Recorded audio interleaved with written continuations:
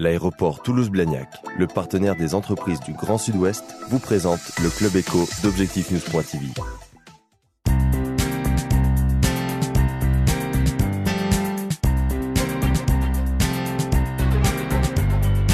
Bonsoir et merci de nous rejoindre sur Objectif-News.tv. Nous recevons aujourd'hui Pierre Garrigue. Bonjour. Vous êtes cofondateur de l'agence PGO et de l'agence MAP, qui est à l'origine du Festival de la photographie qui a lieu en ce moment à Toulouse et jusqu'au 31 mai. Première question, qu'est-ce qu'on peut voir? Que peut-on voir au cours de ce festival? Alors, ce qu'on peut voir au cours de ce festival, ce sont 27 expositions avec cette année 137 photographes exposés.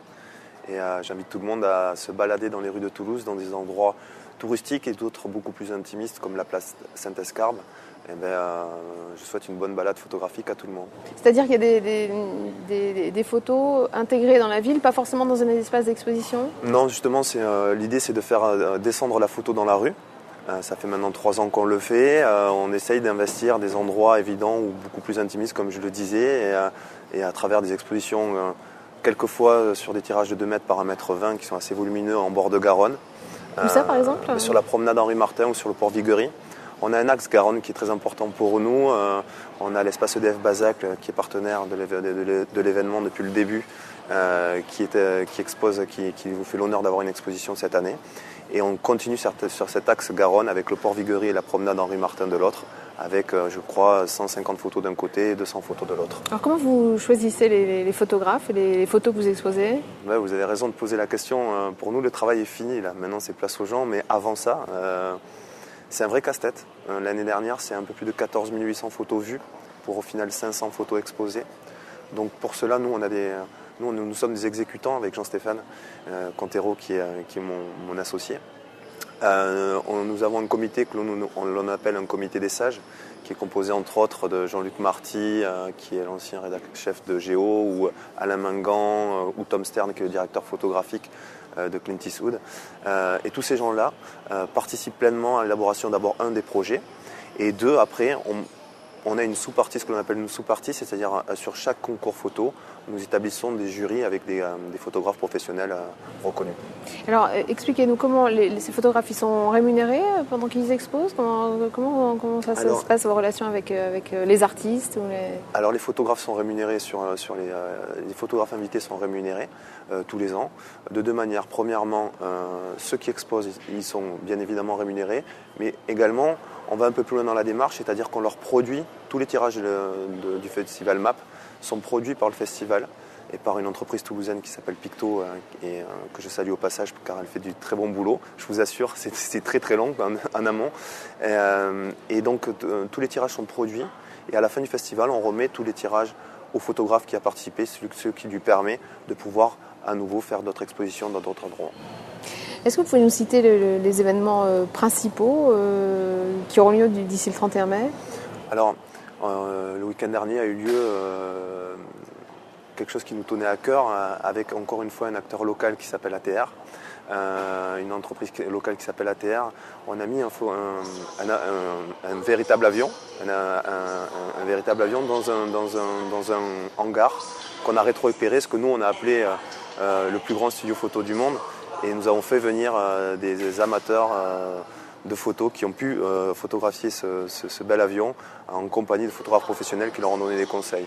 Ensuite, il y a une programmation assez riche tout au long du mois puisque nous faisons beaucoup de cours photos et je tiens à rappeler que tous nos événements sont entièrement gratuits pour le public.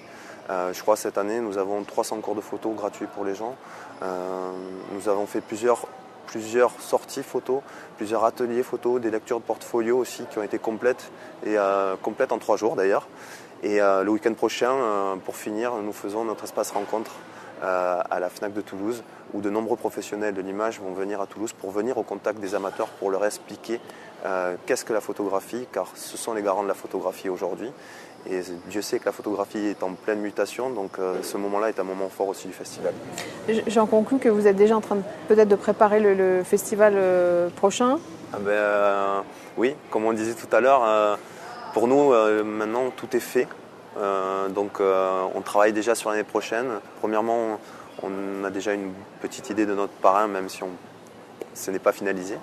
On aimerait bien que ce soit une femme d'ailleurs.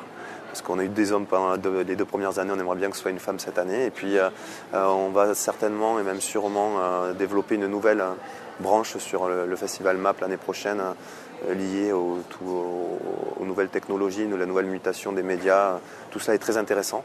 Et sans trahir de secret, on en a parlé avec notre ami Jean-Luc Marty, et lui a très envie de s'investir à nos côtés pour développer cette partie liée aux nouveaux médias. Et on est en train de vraiment réfléchir sur ça, tout en continuant bien sûr, tout en continuant de développer et d'avancer dans les acquis que l'on a aujourd'hui. Comment vous vous situez par rapport à d'autres festivals comme celui d'Arles par exemple qu'on connaît, qui est assez ancien maintenant? Ah oui. Moi, avec Jean-Stéphane, avant d'être organisateur de festival, nous sommes des passionnés de photos. Jean-Stéphane lui est photographe, moi je suis juste un passionné.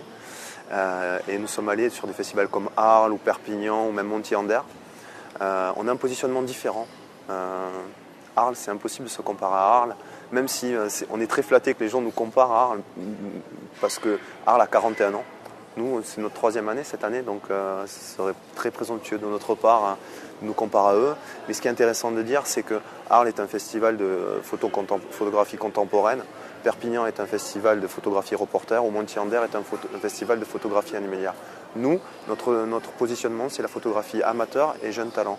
Donc on a beaucoup de respect, beaucoup d'admiration pour ce qu'ils font, mais on a un positionnement différent. Par contre, on se nourrit de leur expérience, ça c'est sûr. Merci Pierre Garrigue. Merci à vous.